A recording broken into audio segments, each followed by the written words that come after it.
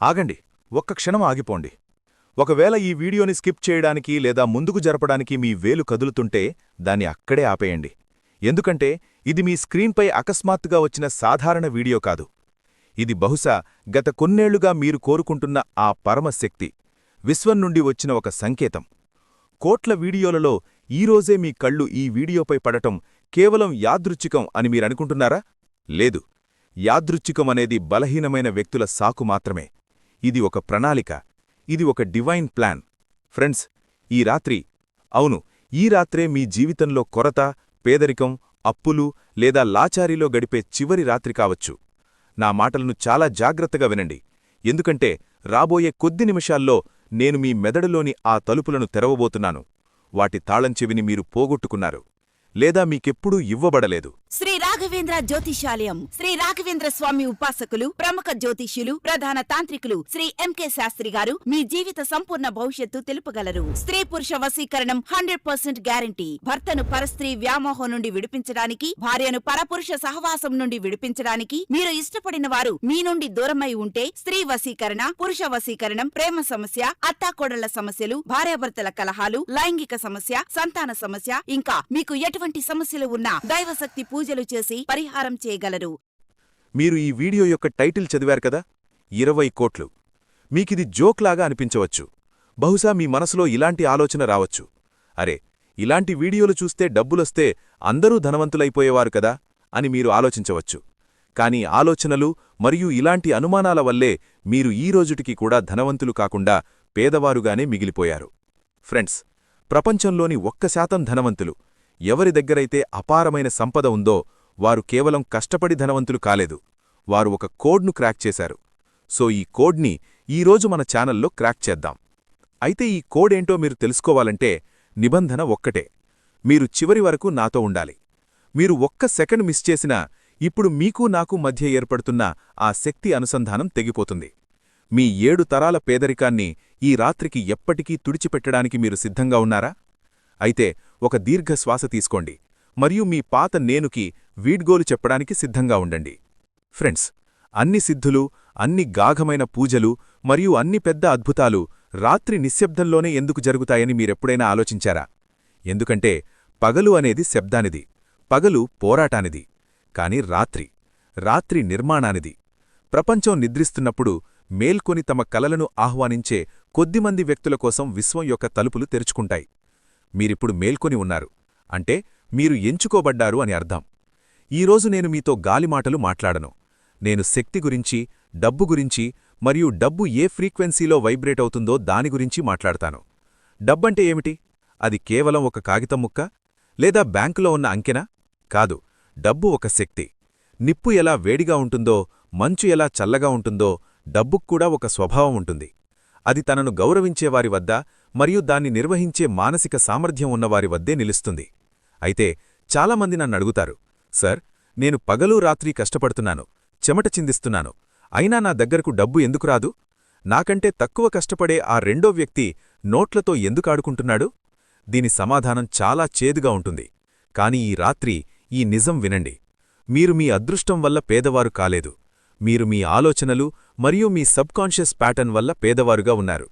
Friends, చిన్నప్పటినుండి మనకు పెద్దలు ఏం నేర్పించారు? డబ్బులు చెట్లకు కాయవు, దుప్పటి ఉన్నంతవరకే కాళ్లు చాచుకోవాలి, ధనవంతులు చెడ్డవారు. సో ఇలాంటి మాటలన్నీ మీ మెదడులో ఇనుప గొలుసుల్లా బంధించబడ్డాయి. మీరు ధనవంతులు కావాలని కలలు కన్నప్పుడు మీ మెదడే లోపల్నుండి చెబుతుంది, వదిలే, నీకంత సీన్ లేదు అని. కాని ఈరోజు రాత్రి మాత్రం మనం ఈ ప్యాటర్న్ను బద్దలు కొట్టాలి. 20 కోట్లు లేదా అంతకంటే ఎక్కువ సంపాదించడం మీ జన్మహక్కు అని మీ అవచేతన మనసులో నాటాలి. మీరు దీన్ని అడగకూడదు, మీరు దీన్ని క్లెయిమ్ చేయాలి, అంటే మీ హక్కుగా ప్రకటించాలి. ఈ విషయాన్ని లోతుగా అర్థం చేసుకోవడానికి నేను మీకు ఒక పాత కానీ అత్యంత శక్తివంతమైన కథ చెబుతాను. ఇది మీ జీవిత దృక్పథాన్ని మార్చేస్తుంది.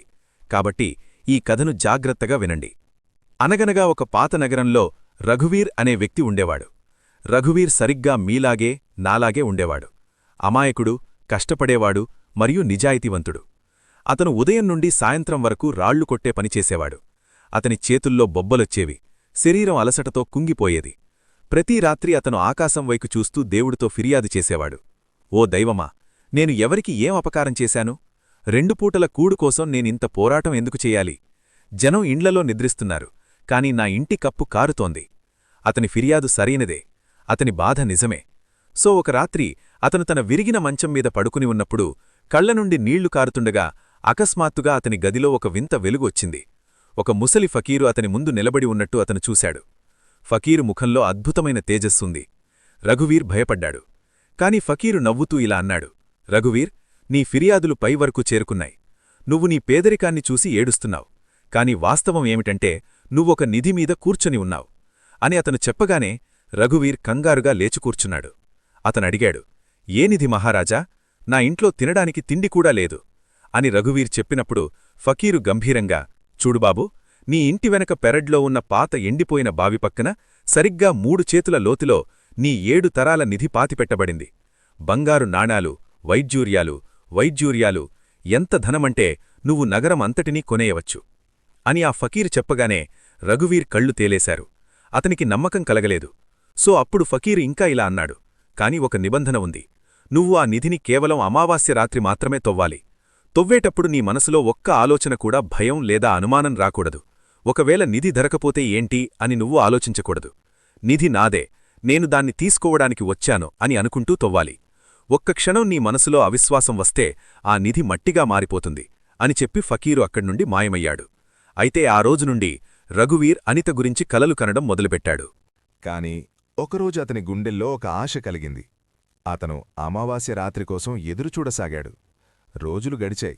చివరకు ఆ రాత్రి వచ్చింది. గాఢాంధకారం. రఘువీర్ గడ్డపార తీసుకుని పెరట్లోకి వెళ్లాడు. అతని గుండె వేగంగా కొట్టుకుంటోంది. అతను తవ్వడం మొదలుపెట్టాడు. మొదటి దెబ్బ వేశాడు. మట్టి తొలగింది. అతని మనసులో ఆలోచనొచ్చింది. బాబా నిజమే చెప్పారా? ఎక్కడ నేను పిచ్చివాడిలా కష్టపడుతున్నానో? అతను మళ్లీ తవ్వాడు. మళ్లీ ఆలోచన వచ్చింది. ఒకవేళ నిధి దొరకకపోతే నా భార్య నన్ను చూసి నవ్వుతుంది, జనం ఎగతాళి చేస్తారు. అతను తవ్వుతూనే ఉన్నాడు. చెమట చిందిస్తున్నాడు. కాని ప్రతి దెబ్బతో అతని అనుమానం బలపడుతూ వచ్చింది. నా అదృష్టం ఎలాగూ బాగోలేదు, నాకేం దొరుకుతుంది? బహుశా ఇదంతా అబద్ధం అని ఆలోచిస్తూ రఘువీర్ రాత్రంతా అక్కడే గడిపేశాడు. కాని తెల్లవారయ్యేసరికి రఘువీర్ ఆ గుయ్యిని మొత్తాన్ని తవ్వేశాడు. కాని అతనికక్కడ ఏమీ దొరకలేదు. ఆ గుయ్యిలో కేవలం రాళ్ళు, కంకర మరియు మట్టి మాత్రమే ఉంది. ఒక చిన్న నాణెం కూడా దొరకలేదు. అయితే మరుసటిరోజు తెల్లవారిజామున రఘువీర్ గడ్డపార పక్కన పడేసి నేరమీద పడి ఏడవడం మొదలుపెట్టాడు.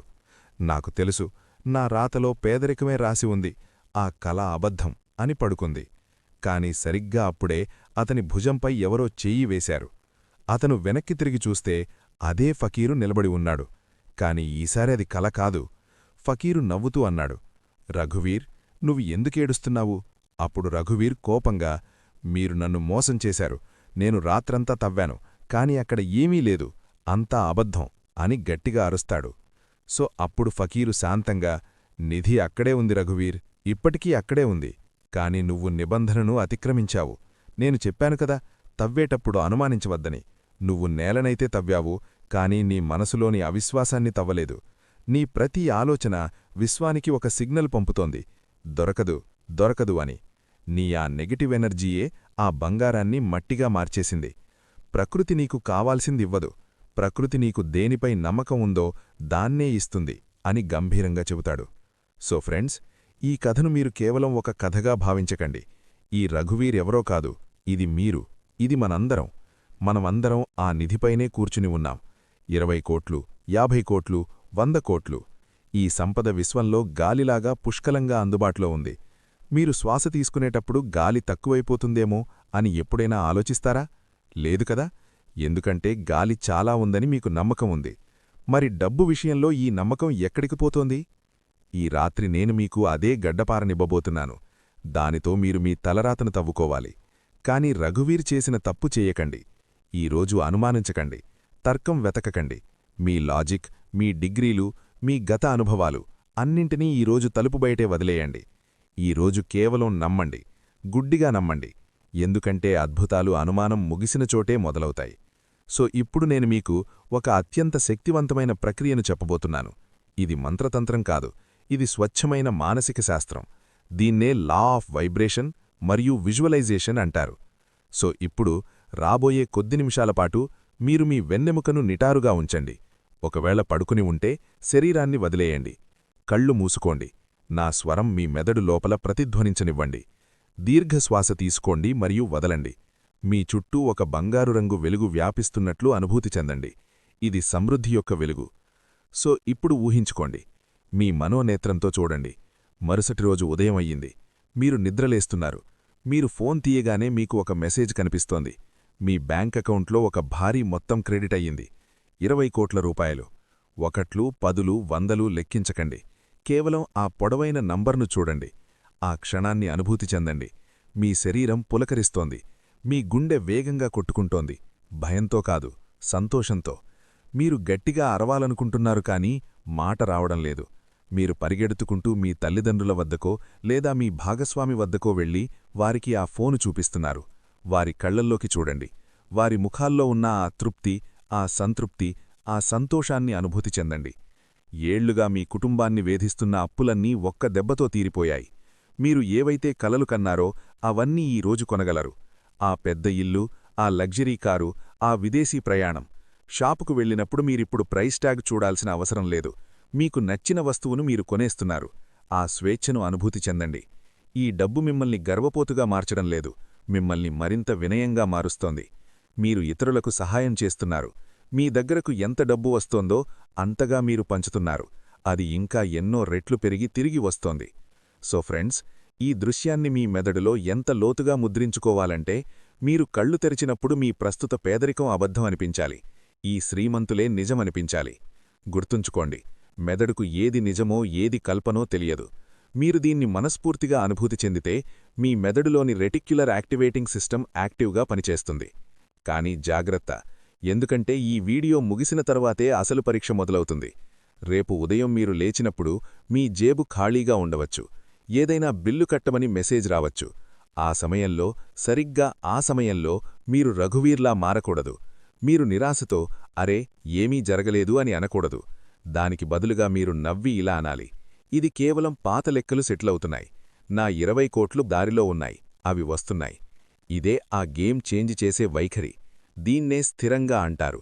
మనం మన నమ్మకంపై అచంచలంగా ఉండాలి. ఫ్రెండ్స్, ఈ వీడియో ఏదో సాధారణ యూట్యూబ్ వీడియో కాదు. ఇది ఒక దీక్ష. ఈ రోజు మీరు తెలియకుండానే సమృద్ధి మార్గంలో మొదటి అడుగు వేశారు. ఇప్పుడు ఈ శక్తిని కాపాడుకోవాల్సిన బాధ్యత మీదే. రేపు ఉదయం మీకు భిన్నంగా ఉంటుందని నాకు తెలుసు. సూర్యకిరణాలు అవే కావచ్చు, కానీ వాటిని చూసే మీ కళ్ళు మారిపోయి ఉంటాయి. మీరిప్పుడు ఒక బాధితుడు కాదు, ఒక సృష్టికర్త. కానీ వెళ్లే ముందు ఒక ముఖ్యమైన విషయం. ఫ్రెండ్స్, లా ఆఫ్ ఎక్స్చేంజ్ ప్రకారం ఏదైనా పొందాలంటే శక్తి ప్రవాహం అవసరం. నేను మీకు ఈ రహస్య జ్ఞానాన్ని ఇచ్చాను. ఇప్పుడు మీరు ఈ శక్తి చక్రాన్ని పూర్తి చెయ్యాలి. అది ఎలా అని మీరు అనుకోవచ్చు, కానీ అది చాలా సులభం. మీరు ఇప్పుడే CRM ఇన్ఫో కుటుంబాన్ని సబ్స్క్రైబ్ చేయాలి. ఈ బటన్ నొక్కడం కేవలం ఒక క్లిక్ కాదు. నేను సిద్ధంగా ఉన్నాను, నేను ఈ కమ్యూనిటీలో భాగం అని మీరు విశ్వానికి ఇచ్చే మాట. మరియు బెల్ ఐకాన్ నొక్కడం మర్చిపోకండి.